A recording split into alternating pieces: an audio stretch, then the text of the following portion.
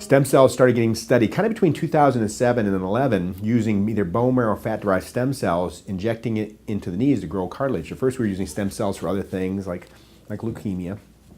And then we started discovering that stem cells that we're using to treat leukemia could also treat other conditions. They started experimenting with using stem cells from the bone marrow and injecting it into the joints, and they were seeing positive results.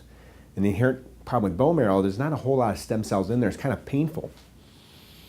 Well, with plastic surgery, doing stem cells, or doing fat transfer to the face, some doctors started investigating what was happening. They wondered, why is it when we inject fat into the face, does the skin look better? They didn't know why. And they started doing biopsies, and they found that the fat that they transferred died. And mesenchymal stem cells, or pre-adipocytes that we did not know existed prior to that time, were taking them, replacing the fat cells one for one. And in fact, all the fat cells we transferred died, and when every time a fat cell died, it would signal what's called a Parakin signal to grow a new fat cell. Take a baby fat cell and turn it into a new fat cell. And this brings in its own blood supply and its own activity. That's why the skin gets better after doing fat transfer. And now we've been doing stem cell facelifts, getting the face to kind of grow back.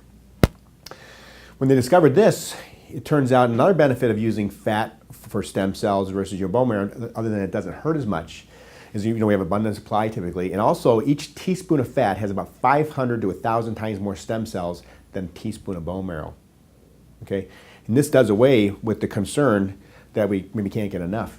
Also, it answers some questions like maybe we can take less fat out, or maybe we can get better techniques to get the stem cells out of the fat.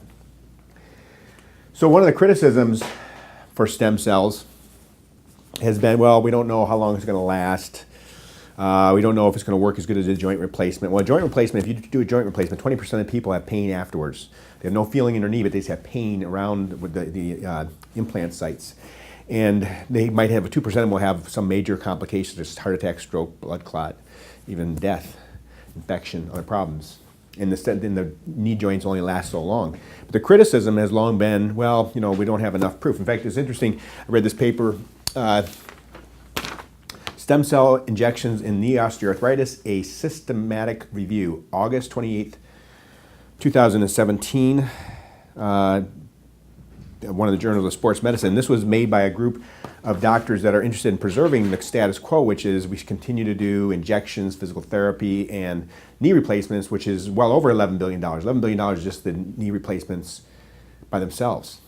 And what they said in this article was that they reviewed the relevant literature. They pulled 64 articles, and they found that the articles all showed favor towards stem cells. The stem cells worked.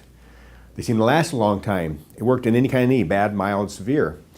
And they concluded, well, these articles had too much potential for bias. Some of them didn't use enough controls, some of them didn't use placebo, some of them didn't follow them long enough, some were too small studies, only 20 people, and we can't recommend stem cells because there's not enough information. Well, interestingly, I pulled the data, and there was about 2,500 reports for stem cells in knee for arthritis, not 64, so I didn't really review it all. They can call it relevant, but I've reviewed the relevant literature as well. And this lack of controls or other things, they felt it was biased. Perhaps they are biased, saying we don't want you to take away something we're making a living off of. So let's look at the literature in terms of, is there really evidence? And I'm not going to show you all 2,500 articles. Long-term follow-up of intra-articular injection of autologous mesenchymal stem cells, fat-derived stem cells in the knee, ankle, and hip. And they followed people along for 30 months after implantation. All patients, there was only 18 in the study, had meaningful improvements long-term. Okay, there you go. Regeneration of knee cartilage in patients with fat-derived stem cells, a case series. 30 patients, done in another country, in Korea, followed for 2 years, improvement. Patients were in their 70s. Intra-articular injection of mesenchymal stem cells for treatment of osteoarthritis of the knee. In this one, they had 3 different doses of stem cells, and they had different degrees of arthritis, and it turned out that it didn't matter how many stem cells they used, everybody improved, and they only followed them for 6 months. They did arthroscopy and showed that the cartilage defect decreased, and the cartilage pad thickened. Intra-articular injections of mesenchymal stem cells for treatment of osteoarthritis on the knee, proof of concept trial, 3 different doses, low, medium, high dose, followed people for a year, worked every time. Okay, it didn't matter what dose they used. Effective mesenchymal stem cells in treating patients with osteoarthritis knee, a meta-analysis, which is a summary of multiple analysis. They looked at studies including 565 patients, averaged, followed for up to 24 months, and they found extremely consistency. The patients they basically virtually all responded substantially, no adverse events, and their scores of them, there's a knee score you use to determine how bad the arthritis, they improved in every case. They said basically overall patient outcomes in osteoarthritis knee improved consistently at 12 and 24 months after treatment. Another meta-analysis. These are all done recently in the past year or so. 582. So this is, they looked at different studies. This was published in Korea. So this was a study. They looked at an analysis of the Asian literature. Asia is more advanced than we are in stem cells. And again, they saw mesenchymal stem cells have a treatment, are safe and effective, and is an alternate therapy for patients with knee arthritis, regardless of how bad it is. Here's a study that is published last year, 2015 rather. This was a study where they didn't do a meta-analysis, but it was a big study. It was 1,800 joints on 1,200 people, so some people had more than one joint injected. And they followed them for between 1 year and 4.5 years.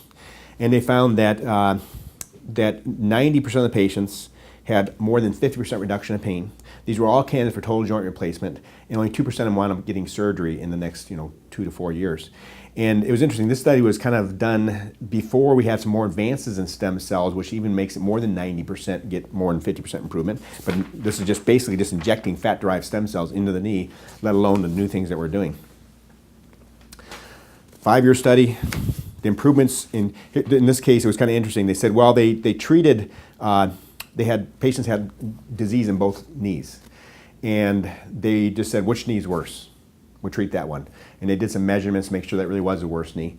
And they'd inject it with stem cells. And they followed them for 5 years. And at the end of the 5 years, the treated knee still felt better than the untreated knee. The untreated knee got worse in 5 years. The treated knee got substantially better, but that improvement declined, but it never got down to baseline. At 5 years, they were still better, and it was still a less painful knee, even though it started out as a more painful knee.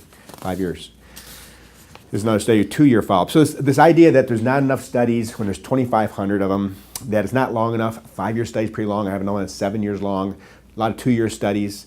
We know that the stuff that's available right now, the viscous hyaluronic acid injections don't really work much. Steroids obviously degenerates the bones even more. And knee replacement is kind of an undesirable solution. The average person waits 13 years before they consider it. They put up with pain. They consume $35,000 in healthcare costs waiting, and it consumes nationally about $11 billion. And we have people who want to keep the status quo, want to stay the same. So this is a huge economic burden for the country. We can impact it, at least in our own community and the people we have influence over. Thank you very much.